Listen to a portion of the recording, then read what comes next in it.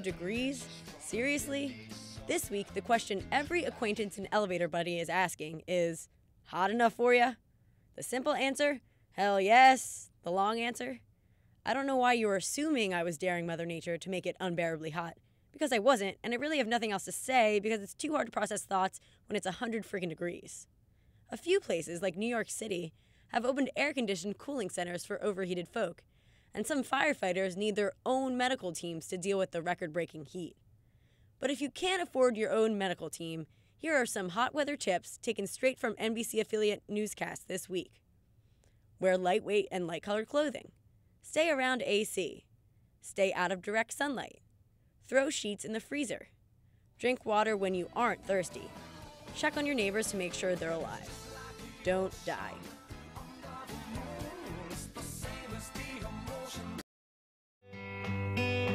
I can tell that we are gonna be friends.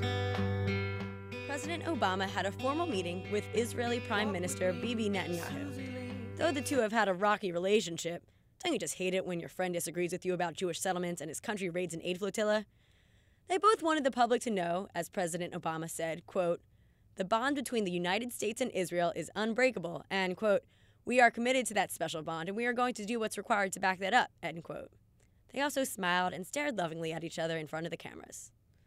Okay, so Obama and Netanyahu are friends now, which means they agreed to have more, what they call, specific talks later about topics other than how much they admire each other.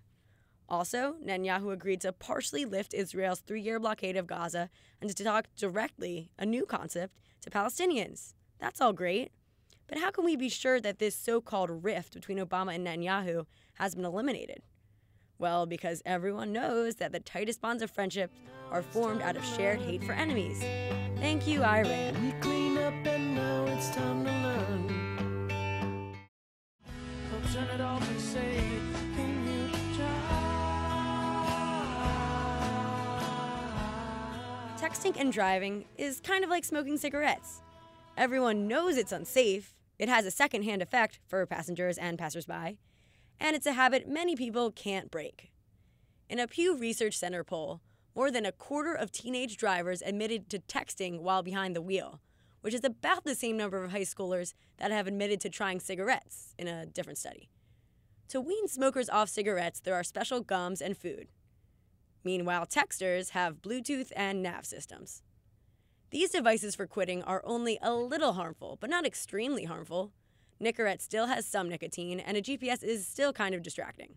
But we need these devices. Certain lobbyists came to Washington this week to try to get rid of any cell phone or GPS usage in the car. Fortunately, the Secretary of Transportation said in a press conference that we need our on-the-road gizmos. He knows banning GPS is like banning nicotine altogether. It would just make people anxious and fidgety all the time.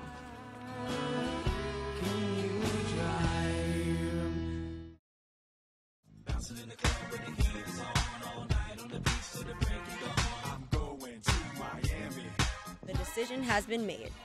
I was at the sports bar called McFadden's at the time, and the DJ announced, LeBron James is going to play for the Heat and no one cares. But I think I disagree with that DJ. News shows definitely seem to care about LeBron's decision. NBC talked about how he's joining his player friends Bosh and Wade in Miami. CNN showed reactions of fans to James' choice. MSNBC had a segment called, no joke, Lebronomic Impact. And even in a White House press briefing, the press secretary told reporters that President Obama had wanted LeBron to play for the Bulls.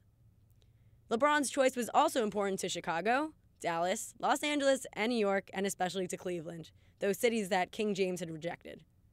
Former fans in Cleveland are now burning LeBron James jerseys. But Cavaliers fans, you shouldn't take the decision personally. It's not that James doesn't like you, it's just that he wants to actually win this year.